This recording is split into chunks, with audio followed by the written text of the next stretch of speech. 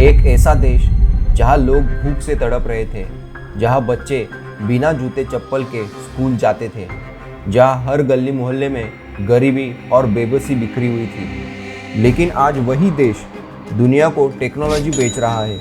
आज वही देश अमेरिका जैसे सुपर पावर को टक्कर दे रहा है। ये कहानी है चाइना की गरीबी से महाशक्तिशाली बनने की कहानी। एक ऐसी कहानी जिससे पूरी दुनिया सबक ले सकती है।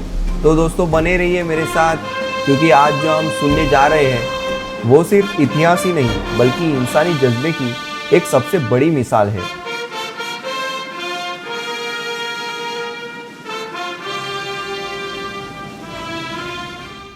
नाइनटीन 49 में, आज से करीब 75 साल पहले जब पीपल्स ऑफ रिपब्लिक चाइना बना, लेकिन उस वक्त चीन कैसा था? गरीबी में डूबा हुआ, भूख से कराहता हुआ, लोगों के पास खाने के चावल तक नहीं थे। फिर दोस्तों माओ जेडोंग आए। उन्होंने कहा हम चीन को एक नया बनाएंगे। उन्होंने ग्रेट लीप फॉरवर्ड चलाई।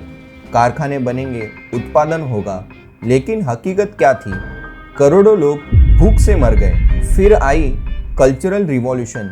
शिक्षा और ज्ञान को दबा दिया। पढ़े लिखे लोग दुश्मन माने गए। सोचिए, एक देश पहले से ही गरीब था, अब वो अंधेरे में ढकेल दिया गया था। लोग एक दूसरे से पूछते थे, क्या हमारा देश कभी तरक्की भी कर सकता है क्या? लेकिन कहते हैं ना, हर अंधेरे के बाद एक नया सवेरा आता है।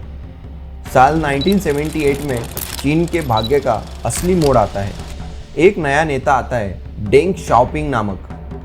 उन्होंने कहा बिल्ली काली हो या सफ़ेद फर्क नहीं पड़ता, अगर वो चूहे पकड़ती है तो वो अच्छी है। यानी इसका मतलब ये हुआ, विचारधारा से नहीं नतीजों से फर्क पड़ता है। उन्होंने किसानों को ज़मीन दी। पहली बार लोग अपने मेहनत का फल खुद खाने लगे। खेतों में उत्पादन बढ़ा। फिर बनाया गया एक स्पेशल इकोनॉमिक जोन, शेंजेन, जो एक छोटा सा मछुआरों का गांव था, आज दुनिया की टेक्नोलॉजी हब है। सोचिए, जहां पर लोग मिट्टी के घरों में रहा करते थे, आज वही जगह पर बड़ी बड़ी इमारतें खड़ी है। डेंग ने सिखाया गरीबी से निकलने का रास्ता, मेहनत, खुलापन और दुनिया से सीखना। 1990 में चीन ने एक फैसला किया, हम दुनिया की फैक्ट्री बनेंगे। सस्ती मजदूरी, ईमानदारी और कड़ी मेहनत। दुनिया की हर बड़ी कंपनी अब चीन में आने लगी। खिलौने से लेकर कपड़े, मोबाइल से लेकर टीवी, कार से लेकर कंप्यूटर, हर चीज़ पर लिखा था मेड इन चाइना। अब लाखों गांव के लोग शहरों में मजदूरी करने आए।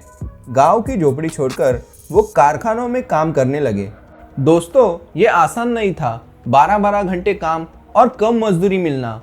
लेकिन वो जानते थे ये संघर्ष उनके बच्चों का जीवन बदल देगा। 1980 में चीन की जीडीपी थी सिर्फ $200 बिलियन। 2000 तक ये बढ़कर $1 ट्रिलियन बन गई। गरीबी जैसे घटने लगी, लोगों के घरों में पहली बार पंखे, टीवी और बाइक आने लगी। रात को अंधेरा छाया हुआ रहता था, अब वहाँ बिजली की रोशनी थी। एक माँ जो अपने बच्चों को भूखा सुलाती थी, अब वही माँ अपने बेटे को कॉलेज में भेज रही थी। ये था असली बदलाव। 2001 में चाइना वर्ल्ड ट्रेड ऑर्गेनाइजेशन में शामिल हुआ। इसका मतलब अब पूरी दुनिया का बाजार चीन के लिए खुला हो गया। अमेरिका, यूरोप, एशिया, हर जगह पे चीन के प्रोडक्ट जाने लगे। और चीन ने सिर्फ कॉपी नहीं किया, उसने अब इनोवेशन शुरू किया। साइकिल वाला देश अब बुलेट ट्रेन बन रहा था। हाथ से सिलाई करने वाला देश अब रोबोटिक मशीन चला रहा था। दोस्तों जहां कभी लोग पैदल चला करते थे, आज वही देश दुनिया की सबसे तेज ट्रेन दौड़ा रहा है। 2010 के बाद चीन ने अपनी असली ताकत दिखाई। अलीबाबा, युवावे, टेंसेंट और टिकटॉक, ये नाम सिर्फ कंपनियां नहीं थी बल्कि चीन की अपनी पहचान थी। 5G, artificial intelligence and space mission, अब हर जगह पे चीन अमेरिका को टक्कर देने लगा। चाइना ने अब सैकड़ों देशों में सड़कें, रेल और पोर्ट बनाए। मतलब अब चीन सिर्फ अपने लिए ही नहीं, दुनिया के लिए भी निर्माण करने लगा।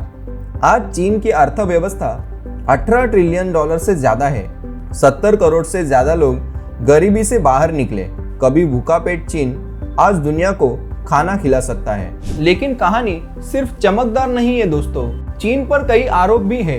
Human right violation, censorship America से ट्रेड वॉर और पड़ोसी देशों से विवाद करना। लेकिन चीन की सोच हमेशा रही है लंबे समय का लक्ष्य और छोटे समय की कुर्बानी।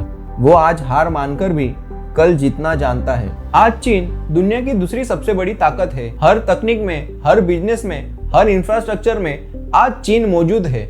सवाल ये है, क्या आने वाले सालों में चीन अमेरिका को पीछे छोड़ देगा? क्या आने वाला कल चाइनीज सेंचुरी होगा? शायद हाँ, क्योंकि इतिहास गवाह है, जो देश कभी भूख से लड़ता रहा आज वो दुनिया को सपने दिखा रहा है। ये कहानी सिर्फ चीन की नहीं है, ये कहानी हर उस एक इंसान की है जो गरीबी में जन्म लेके भी सपने देखता है।